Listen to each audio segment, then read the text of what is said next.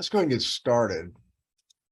So, because you guys don't have a ton of time, but we got 8 cases. We should be able to get through these without any real problem here. Okay. Who wants to give this one a go? I can do this one. Okay. I think from scanning, I see some like pockets of inflammatory cells in the epidermis. Good. So inflammatory. Excellent. Which pattern do you think we're looking at here? It looks like maybe eosinophilic spongiosis. There's also spongiosis of the epidermis. Yeah, so it's superficial perivascular. So there's really not a lot of superficial and deep. It's pretty subtle in the around these blood vessels here. But yeah, the main changes look like there's in the epidermis, and at low power, you said there's some clear staining there, and I presume you've probably already looked at this and thought it was spongiosis, so that's good. And then you mentioned that there were eosinophils in the spongiotic foci. Yes. I So see what's the good news about that? that we're down to our happy differential. Yeah, A few things to say. a low number of items. Is this, do you think this was relatively acute or a little bit? I think so. I see the basket weave stratum corneum still, so I think this is relatively acute. Excellent. So no scale yet. So still would look pretty much, if you touch this, it wouldn't really have any crust or any that. It would probably not look scaly, at least at this point. So superficial perivascular dermatitis, a lot of eosinophils. Anything else in the epidermis that you noticed that was of importance here, possibly? I think it's mostly spongiosis. I don't think it's like acantholytic. Maybe. No, I agree. I don't think it's acantholytic. One thing I was looking for was, there are not many, but that is any idea what's going on with that cell right there? That's go. A disc keratotic? Yeah, there is a disc keratotic. A lot of times there are multiple disc keratotic keratinocytes in this condition. But so what's your differential here? That's the most important. Obviously, you probably know what the answer is, but if you were looking at it a multiple choice question, you'd be able to hopefully get the differential down pretty quick, and then maybe you could use a couple ancillary things to help make a definitive diagnosis. So what's when you see this pattern of spongiosis with eosinophilia in there, a lot of eosinophils, what do you think about the 4 or 5 things that cause that? I think herpes gestationis, arthropod assaults, allergic contact dermatitis, pemphigoid or pemphigus, and IP. I think drug reaction, and then etox. Good. So of those, okay, so you've got that list right there. On this slide here, how are we going to just exclude, toss some of those out?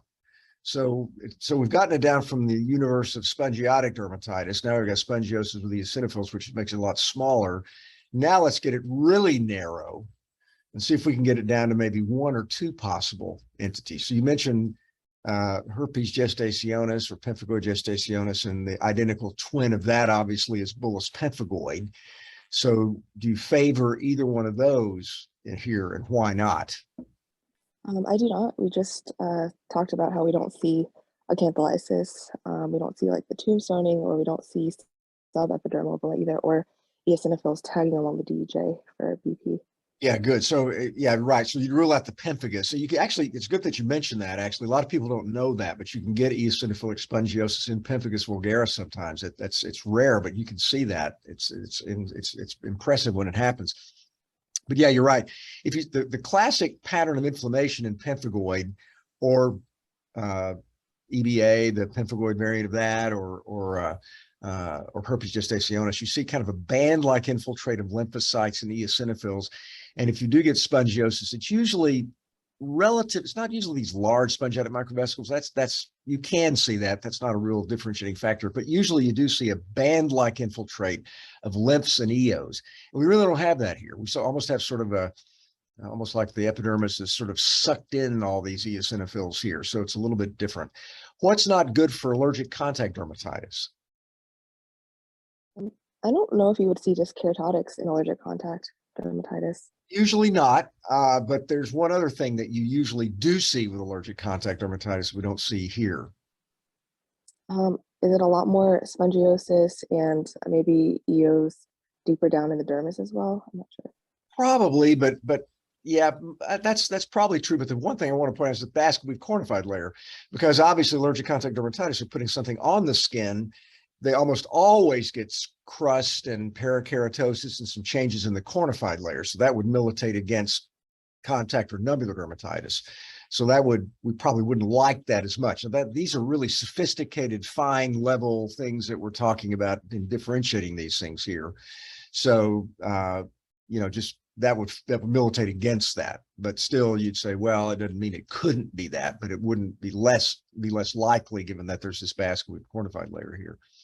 The presence of the diskeratotic keratinocytes, what does that favor the most of the ones that you suggested there?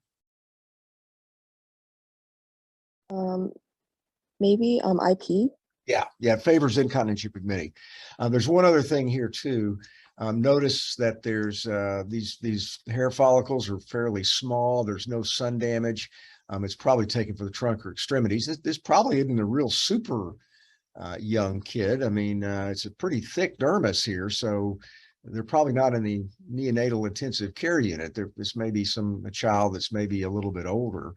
So yeah, this is an example of incontinentia pigmenti, and that's good. So the key lesson here is exactly what you did, is the differential diagnosis of the eosinophilic spongiosis.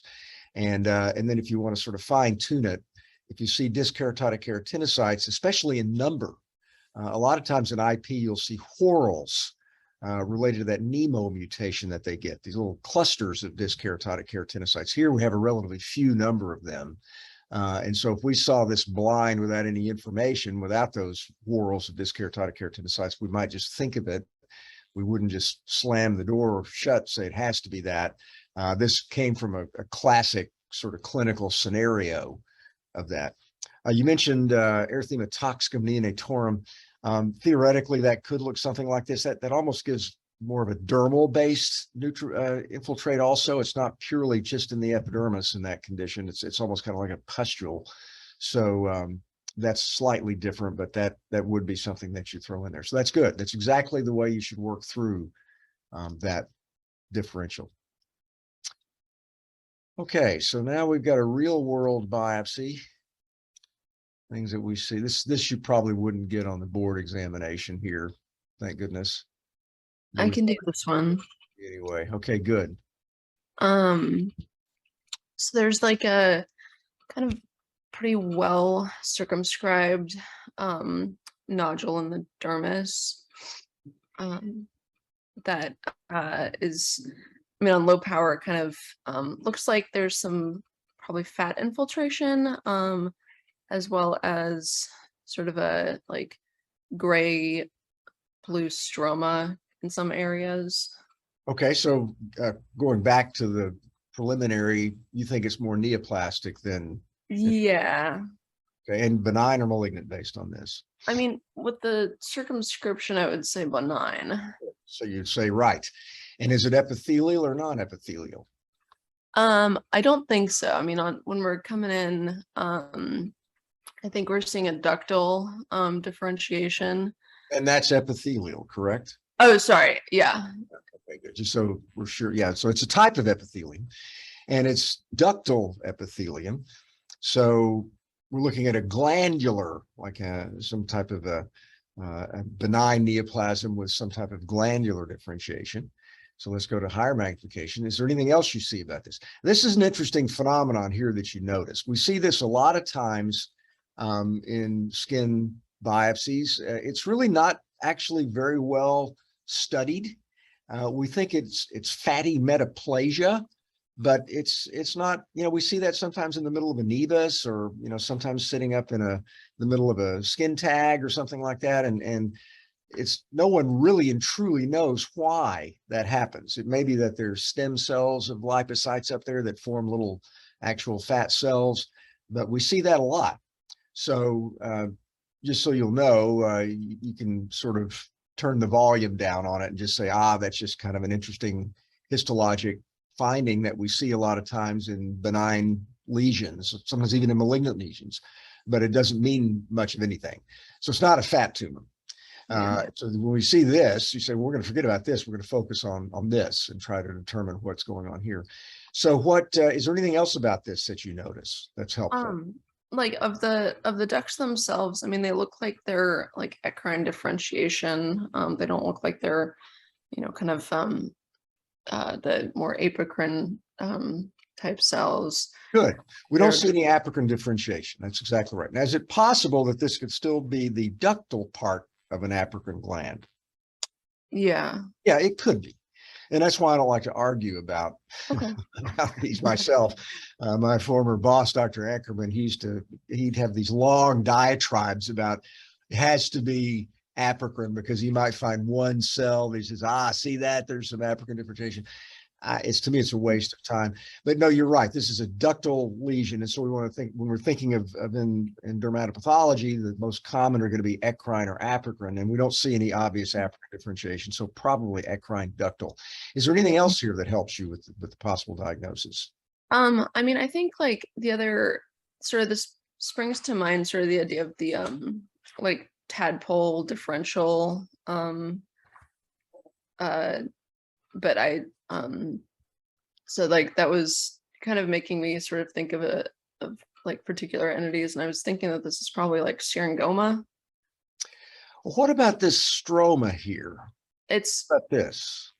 It's pretty grayish, as I was mentioning. Gray. Good. And what does Yeah. gray mean? I mean, could be like mucin. Yes, hyaluronic acid. Now, syringoma, okay. What's the stroma of a syringoma? It's more like, I mean, kind of more pinkish, I guess. Yeah, yes, good. It's fibrous. So if the next time you look at a biopsy of a syringoma, just notice that stroma. It's really pretty prominent collagen there. You don't really see much mucin in here. So when you see a ductal neoplasm with mucin in the stroma, and this is why this is kind of not such the world. This is like a real world, fairly kind of a little slightly difficult diagnosis. What do you think about there? I mean, There's another area. like well, there's some like mucin producing There is, but that's not really a that's not, ductal neoplasm. yeah. That's more kind of a basaloid, basophilic neoplasm. But what do you think about, so you said syringoma, so maybe you're half right.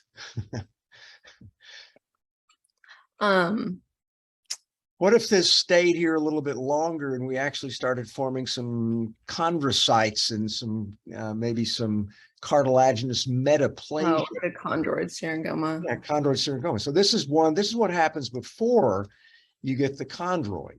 So this is a little tougher because it's not, the classic one where you see lots of cartilage and then you see the little syringomatous like ductal differentiations like you see here. So this is a little bit more challenging of a variant of that, but it is another example of a mixed tumor of the skin. That's the other name for it.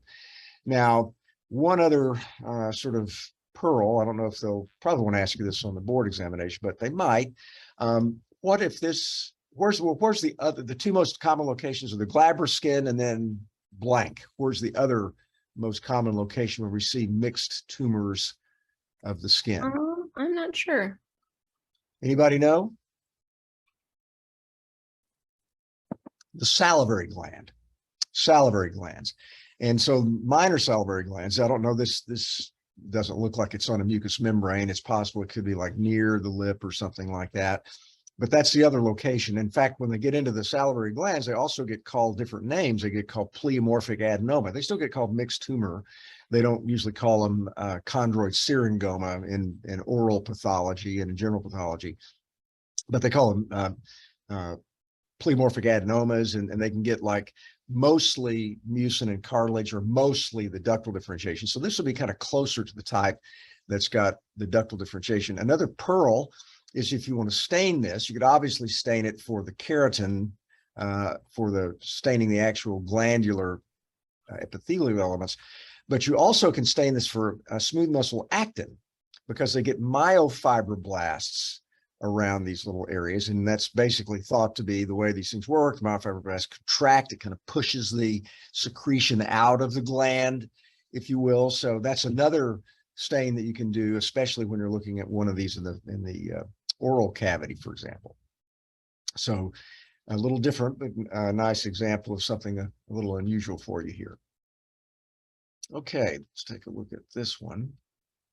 We're not going to look at this side. We're going to look at this side. Okay, and they've shaved it. So once again, we're talking real world dermatopathology here.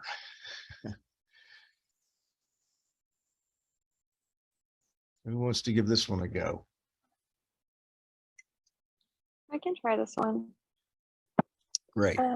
So I think here, so there's a lot of hyperkeratosis, and then it looks like it's a shave. And then we do see this sort of thin sliver of the epidermis there as well. And then on higher power, it looks like there's a good amount of, I think, acantholysis of the cells. Okay, so obviously we're dealing with a neoplasm here, correct?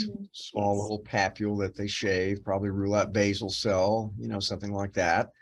And then we say, well, it's an epithelial neoplasm, seems to be mostly involving the epidermis. So if you saw this patient in the clinic, what do you think this lesion would look like? Probably just look like a non-specific scaly papule. Yeah. Yeah. What do you think what do you think your clinical differential diagnosis might be of this? It's obviously going to have a pretty thick cornified layer. Probably like BCC, SCC, basically just rule out some sort of malignancy. Yeah, it'd be kind of funny for basal cell with that much cornified layer. How about maybe like a stuccokeratosis or maybe a little wart, you know, something like that. It'd probably be kind of a skin colored scaly papule. It'd be relatively small and round. And so you might think of a little small SK wart, something like that, maybe even an unusual caroacanthoma. It's kind of a little slightly cup shaped. Okay, so let's look at the epidermis. And you said there's acantholysis. Now, tell me, is this really and truly acantholysis here? No. It looks like there's just some space between the keratinocytes, and then some of the bridges or connections between the keratinocytes are a little bit more prominent. Yeah, I agree. I don't think that they're dissolved. You know, like in acantholysis, the desmosomes are actually lysed, like you took scissors and cut them, you know, so they're removed. Really not here, right? If anything, it looks like there's some abnormality going on inside the keratinocytes. They're starting out here nice and, you know, little basophilic nuclei here. Everything looks good here. And then they start getting this sort of clear sort of change within it. And as we go further up, there's more and more of that. And then the nuclei become larger and somewhat more, I guess that's kind of finely reticulated nucleoplasm. And then they start getting this pink hyaline-like material within the cytoplasm. And then it gets sort of dark and purple. And then finally it sort of shed off into this more pinkish eosinophilic material. So this is a process that's going on from the basal cellular all the way to the top. So do you know what this is here? What this actual pathologic process is we're looking at? Is this epidermolytic, or sorry, like, yeah, No, epidermolytic keep going. You're right. hyperkeratosis? Exactly. Okay. Good. Epidermolytic hyperkeratosis. Okay, that's the actual reaction pattern that we're looking at here. They call it epidermolytic because they say, well, the individual keratinocytes are kind of lysing, if you will. They're sort of destroying themselves, and it's also associated with this hyperkeratosis. I don't know that they're really. This is a keratin abnormality, and you guys may remember what the keratin gene mutation is here associated with this, but you should know that, by the way, because they will ask you that on the board. But there actually is, this is a disorder of cornification here that's causing this finding. So so this is a reaction pattern, just like we have focal acantholytic dyskeratosis, spongiosis. You know, we have a whole list of epidermal reaction patterns. Where are the various scenarios where you can see this epidermal reaction pattern? I think if this was like a diffuse presentation, then you could consider Grover's, I You know, it's believe. interesting. We didn't used to think that you could see this pattern in Grover's disease, but I think maybe 5 to 7 years ago, there was a paper written where they actually found some patients with Grover's disease that had this finding in some of the papules. And this isn't one of the classic ones that we see with Grover's. Usually that's the Derrier type, superficial deep pemphigus type, Haley type, spongiotic type. But this has now been added to it. It's a rare type in some cases. But there's another disease. There's several other diseases where you can see epidermolytic hyperkeratosis as a reaction pattern. I'm not sure in terms of like diffuse presentations. Well, I what if think someone came in erythrodermic and with some blistering, if you will, in some parts of their skin, and they actually had, as they got older, they got these large porcupine-like spines coming out of their skin in a way. What would that, and you biopsied and showed this finding, what would that disease be known as? I'm not sure. Anybody know? Well, congenital bullous ichthyosiform erythroderma is also epidermolytic hyperkeratosis. And if you biopsy, it shows this exact finding. And if you see patients that have the systematized, ichthyosis hystrix, if you see those pictures from the old days when they drew pictures of those people, the porcupine men, that sort of stuff, you biopsy those and it shows this. And sometimes in the so-called unithost type of keratoderma, palms and soles, you'll see epidermolytic hyperkeratosis. So make sure you know the various conditions where you see this reaction pattern. Now, there's another setting that's called disseminated epidermolytic acanthomas. We actually wrote a paper about this a number of years ago that gives you this same finding. And it's not Grover's. They give you, it's like they have widespread little papules. They look like stucco keratoses, and you biopsy them and they have this. And that's probably a somatic mutation, just like the ichthyosis hystrix is a somatic mutation. And is this keratin 5? I'll have to bone up on myself, but it's a keratin gene mutation, and it can give you multiple papules, or it can give you the systematized form or the total body form. So when you see those kids in the neonatal intensive care unit that have the widespread scaling erythrodermic skin, and they think they've got, TN or something like that, and you biopsy, it shows this, they've got this bullous congenital ichthyosiform erythroderma. So this is just one of the other epidermal reaction patterns that make sure you know those, because the board will definitely ask you about that. Okay, this is a good example of this disease. All right, this great case here, interesting case.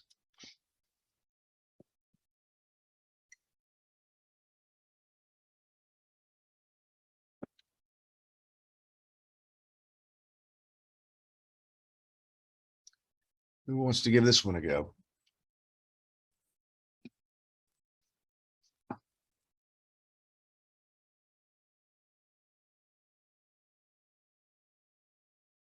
I'm happy to go again. Can you hear me? Yeah. Oh, sorry. I switched microphone, so I couldn't tell. No problem. All right, so looks like we have a punch biopsy, and most of the business is kind of up top. Looks like the epidermis is ulcerated in some areas. Yeah, good. It's eroded. It's a infil- blister here. Excellent. Okay, yeah. And then there's a kind of inflammatory infiltrate. Okay, good. And what's the pattern of that infiltrate? I mean, I think you could like call it lichenoid. Well, but like it's lichenoid is sort of going to be right up here obscuring the D junction. I don't like lichenoid as much here, but notice how it's fairly diffuse at the top, right? Yeah. See, it's kind of involving everything from here to here. That's not nodular and diffuse throughout the entire dermis, but here it's marching through this entire dermis. It's nodular right here. So it's pretty dense. Just a giant nodule, yeah. And what kind and at this power, what cells do you think these are, or what cells do you think they're not? They're not lymphocytes, or at least not entirely. Excellent. Very, very good. They're not lymphocytes. Can you tell anything about them at this power?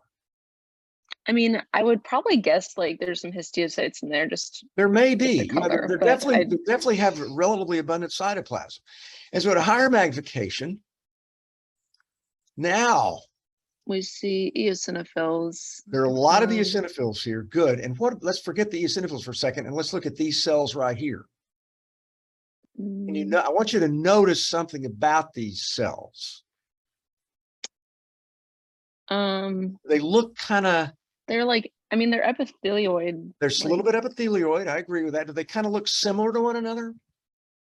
Yeah. They do. They do. They almost look like little clones. So we're all Star Wars aficionados here. So this is an attack of the clones. You know, they all look the same. Every cell looks the same, looks very similar. And they've also got a lot of eosinophils in it. And, you know, there's so many of these clones that they've sort of, somehow something's happened to them and it's caused a secondary change in the epidermis, caused a blister that's happened secondarily. So when you see cells that look very monomorphous like this, and if you look at higher magnification, you see this cut like, looks almost like a little hot dog, an elongated nucleus with this sort of grayish, purplish cytoplasm surrounding it. And then some of them look more like fried eggs when you cut them in cross section. So what kind of cells are these here? I mean, I thought, like, I was initially trying to think, like, so probably not like a histiocyte. They're not histiocytes. Okay, if they have this kind of dark nucleus and they look like hot dogs cut in longitudinal section and fried eggs cut in cross section, what cells are they? And they look similar to one another, like clones. And sometimes when something happens to them, these cells come in secondarily. Are these mast cells? These eosinophils come in Thanks, quickly. These are like Luke and Leia in the Republic coming in to kill the clones, right? So, yeah, like, I guess I was thinking mast cells, like, yes, would they're be more mast granular. cells. Mast cells. These are mast cells. Well, we don't have high. If we went down to oil magnification, we might see the tiny fine granules. But the mast cell granules, the histamine, all that kind of stuff in the cytoplasm, they're fine granules. They're not like the thicker, larger granules, say of a granular cell tumor or something like that. They're fine. It gives you this slightly purplish cytoplasm. And the key to the diagnosis is not looking at the cytoplasm. It's really looking at the shape. When they look like this, and the reason they kind of look a little bit like histiocytes at low magnification is because they do have more cytoplasm than a lymphocyte, and that cytoplasm you can see is kind of slightly pinkish purplish a little bit. It's not clear, you know, it's got granules in there. And then when they get degranulated, obviously the eosinophils come in, and if they get a nodule of these mast cells like this, so this is a mastocytoma, and if you hit one of these or they get degranulated, they get bullous mastocytosis. And sometimes they get anaphylactic shock and die from it. So if a kid's got one of these, you know, they need to get this taken care of right away. I mean, you don't want them to go play football and hit this and then boom, next thing you know, they're hypotensive and whatnot. And so this is bullous mastocytosis. And that's how it gets blistering, is because these eosinophils degranulate. This isn't the primary process. This is all secondary. And this is just what happens when you get a gazillion mast cells that get degranulate, and then you get secondary change in the epidermis. So good lesson here. You have to kind of be willing, you have to sort of know what's important and sort of what to kind of focus on. So you say, well, okay, we notice this here, but that's secondary. We want to see why this developed. And then notice all these mast cells. This is never normal to get this many mast cells in here. And then you have to recognize that they're mast cells. So there's several different elements here that you have to basically be able to unpack and know in order to get this diagnosis correct. So number one, you got to recognize the diffuseness of it. And number two, you got to recognize these are mast cells. Number three, you've got to say, well, why is all this inflammation? It's all because of the secondary changes from the degranulation of the mast cells, but you can still make the diagnosis of a mastocytoma. And I imagine if they showed you on a board examination, they might show you one that didn't have this change on it, but I don't know. They're hard to get without that secondary change when you biopsy those. Everybody good with that one? Okay. We're not giving you easy stuff here. We're giving, you guys are like, now you're pros at dermatopathology. So we're giving you challenging cases since your second and third years.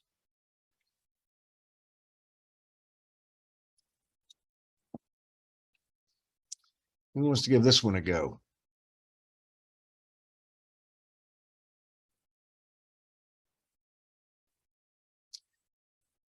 You should want to give it a go because that's how you learn. And if you don't know, that's okay. You say, okay, I don't know. I have no clue what the diagnosis is here yet, but we're going to work through it. And as I guide you through, that's what education's all about. You're sort of pulling something from the student. You will learn what the diagnosis is, and then you'll remember it for many, many years. You might not even be able to forget it, even if you wanted to. So somebody be brave here. I can go again. It looks like an infiltrative pattern. It doesn't look pretty well demarcated on the sides. I think this is kind of similar to the previous one. It looks pretty diffuse as the Good. inflammatory pattern. Good. And then there's a little bit different pattern here, though, isn't it? Right. This one's kind of, you can draw a line across the bottom here. It's not like a nodule like the last one was. This one's kind of seemingly hugging the epidermis and the upper part of the dermis, a little bit different pattern. So it's not 100% lichenoid, but it's kind of closer to lichenoid here. Can you appreciate that? Yes. Okay. Now, once again, we're at low power. What kind of cells are we dealing with here? So in contrast to the other one, these look like dark blue cells, maybe like lymphocytes if they're inflammatory. Some are, but are these, and at low power, lymphocytes look black, right? So some of these cells are. Do these look black to you? No, not those. No, no. We're keeping it real simple here. I mean, we're talking black and white and clear and dark and stuff like that. So at low power, we're not, you know, we're just, this is where we gather the first level of information because we're going to have to go to higher magnification. So we noticed a couple of things about it. It's kind of a band-like infiltrate. They're not lymphocytes. So we can take lichen planus and throw it out the door, right? No chance it's lichen planus, zero chance. And what else is going on here? It looks like it's kind of disrupting the epidermis completely. Yeah, there's like crust. It's crusted. So we had the case of the epidermolytic acanthoma a minute ago. That was going to feel kind of like a wart, crusted. What's this thing going to look like? The last one was going to be a blister. What do you think this one's going to look like? This one maybe like almost atrophied. Well, or maybe kind of an erosive process. Okay. You know, crusted, eroded. You know, so this epidermis is gone in some areas. So it's an erosion. Okay, so at low power, any ideas what you might think about if you get kind of a band-like, almost lichenoid sort of infiltrate with maybe histiocytes or some other kind of cells? Does that ring any bells to you?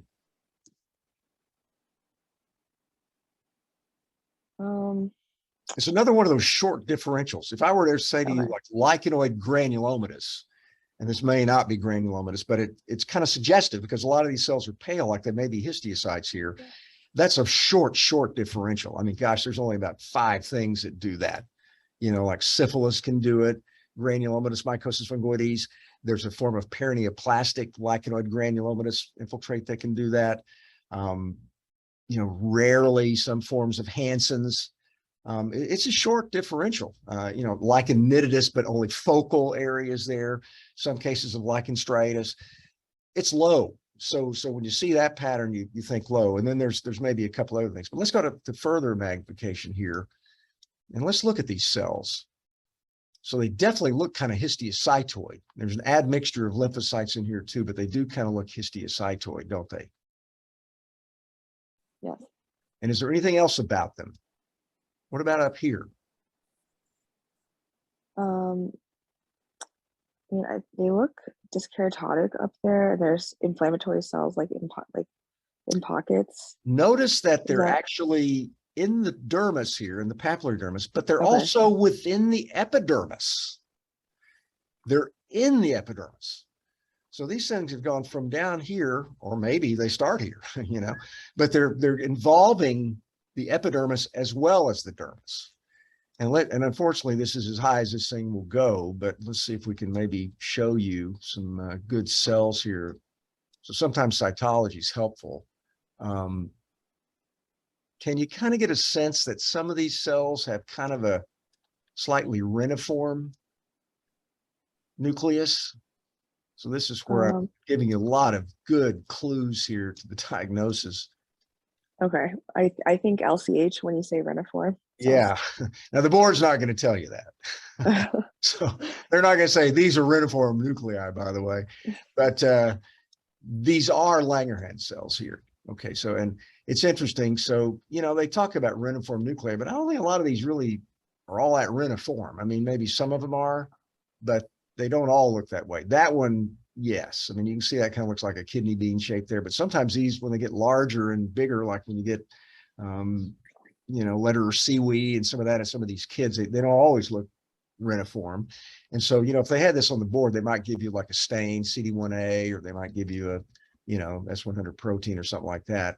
So that is the diagnosis here. So this is Langerhans cell histiocytosis.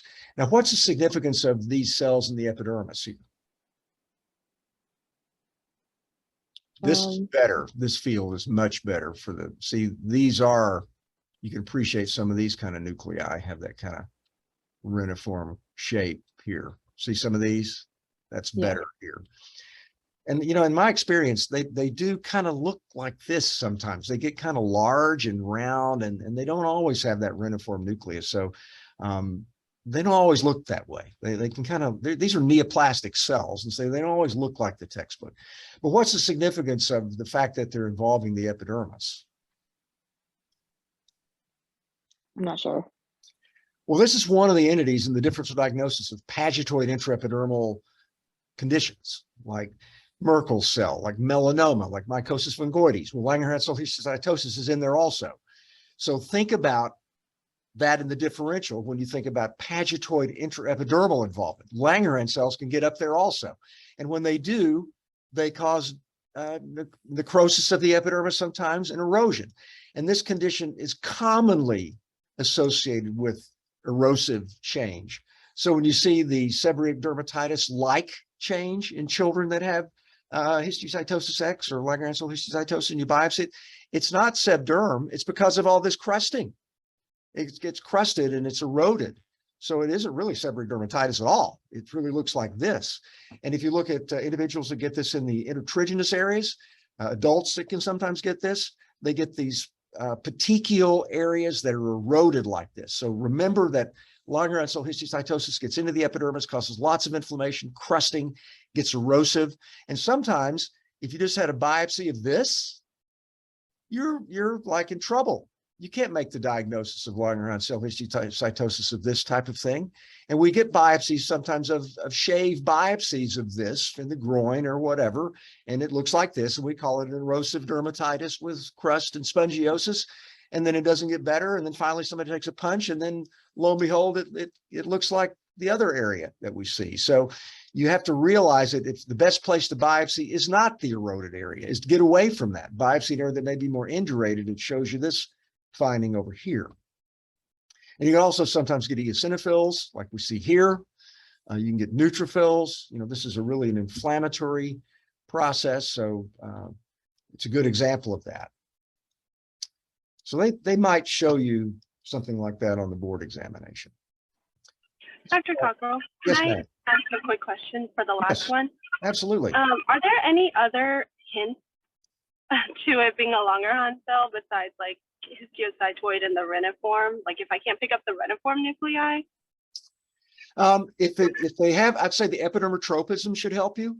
So if you notice that those cells are in the dermis, they usually have quite a bit of cytoplasm. So they're usually kind of got pale cytoplasm. They look like histiocytes there, and they form these large clusters, but they're not really forming epithelioid granulomas. There's no palisading or anything like that. So if they're forming that kind of band-like infiltrate with epidermotropism, and they have those abundant cytoplasm changes like that, think of histiocytosis X. If it's a funny lesion and it doesn't have the classic morphology on a board examination, they're not going to just give it to you like that. They probably would give you a special stain or something like that. Thank you. You're welcome. I think it's probably the last one, but we should be able to get through this one pretty quickly because it's classic. So somebody jump in here.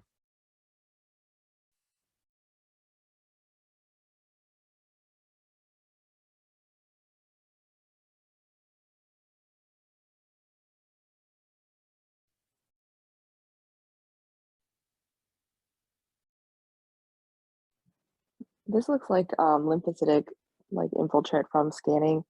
It looks kind Yeah, of what's like the pattern of it? What's the pattern? probably lichenoid. Is it? It's like band-like, Okay, now or let's talk about lichenoid for a minute. Again, if you see lichenoid, it really needs to totally obscure the DE junction. Can we see the DE junction here? yeah, we can see it. Yeah, so it's right not under. lichenoid, but there is a pattern that sort of is like lichenoid light, if you will. So what are you seeing here? What do we call it when we see this infiltrate that's looks lichenoid, but it's not truly lichenoid? Is it lichenoid-like, like you said?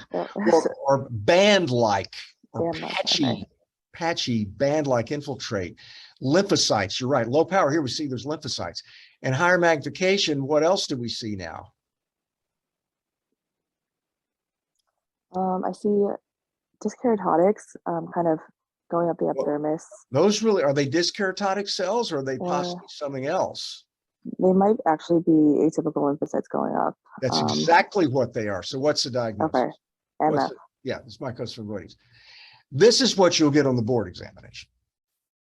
Okay, this is pathognomonic of mycosis fungoides. You know, you don't need to send this to MD Anderson and they downgrade it to band-like infiltrate with atypia. You know, it's garbage. This is perfect mycosis fungoides. Band-like infiltrate, lymphocytes, so-called tagging of the cells at the basal cell layer. Sometimes if you get an early lesion of MF, it looks just like this, where you see these individual lymphocytes lining up at the basal cell layer like this. This one's got lots of epidermotropism. The cells are large and they're atypical. And, you know, you don't have to have Potrier's collections, but you're kind of getting close to getting some of those here. A couple other things that we see with MF is because it's a long-standing process, you'll get telangiectasies and fibroplasia of the collagen bundles. We're seeing a little bit of that here. Okay. So this is classic mycosis fungoides. Basically, when you see this pattern, nothing else looks like this, essentially. Now, there are a couple of other things that can, you know, other forms of cutaneous T-cell lymphoma that can give you this pattern. HTLV1 related CTCL, that can look very much like this. Those cells could actually give you these very large floret-like cells that are really very, very atypical lymphocytes, and they're associated with a leukemic process in many cases where they have lots of circulating lymphocytes as well. So that can look like this. Sometimes you can see chronic actinic dermatitis can simulate mycosis fungoides pretty closely, but when you see this is pretty much pathognomonic. Almost nothing else is going to do this. Okay, so we got through most all of them today. Any questions about anything we've looked at?